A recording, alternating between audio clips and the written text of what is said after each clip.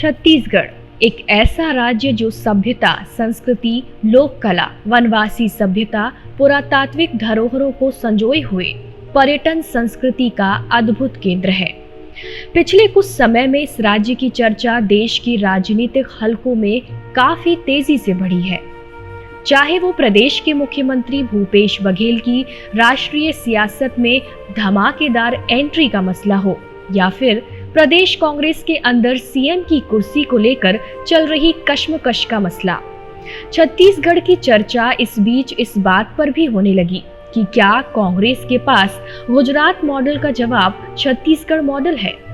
छत्तीसगढ़ में कांग्रेस 90 विधानसभा सीटों में 70 सीटों पर काबिज है, जो मौजूदा वक्त में पूरे देश में कांग्रेस का किसी भी चुनाव में सर्वश्रेष्ठ प्रदर्शन है। कांग्रेस हालांकि यहाँ भी अपने अंतर कलह से जूझ रही है।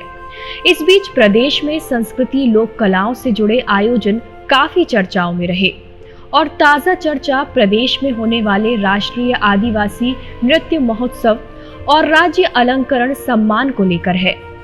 छत्तीसगढ़ की भूपेश सरकार इससे पहले भी तीज त्योहार के विभिन्न आयोजनों को लेकर चर्चा में रही है। 28 से 30 अक्टूबर तक चलने वाले इस नृत्य महोत्सव में 27 राज्य और 6 केंद्र शासित प्रदेश के नृत्य दल के अलावा 7 देशों नाइजीरिया, फिलिस्तीन, श्रीलंका जैसे देशों के नृत्य दल शामिल हैं। भूपेश सरकार का ये राष्ट्रीय आदिवासी नृत्य महोत्सव का दूसरा आयोजन है। इससे पहले ये आयोजन भूपेश बघेल की सरकार में आने के ठीक बाद हुआ था।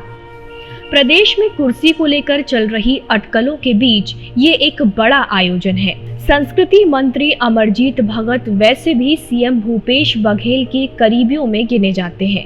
इस लिहाज से इस आयोजन और राज्य अलंकरण समारोह पर प्रदेश के विपक्षी दलों की निगाहें भी टिकी हैं।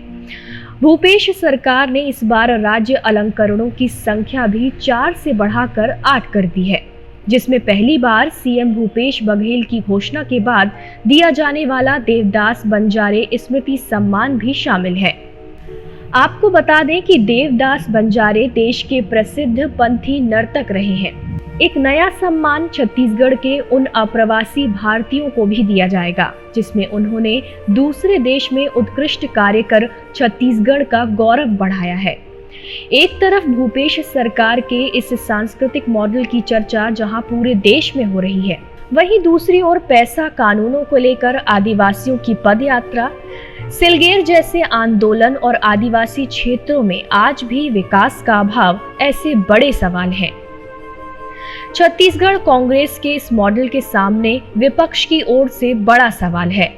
हालांकि कांग्रेस विपक्ष के इस सवाल के सामने उसके 15 साल के सरकार पर सवाल उठाती नजर आती है। छत्तीसगढ़ में 2023 में चुनाव होने हैं, जो लोकसभा चुनाव से ठीक पहले के विधानसभा चुनाव होंगे।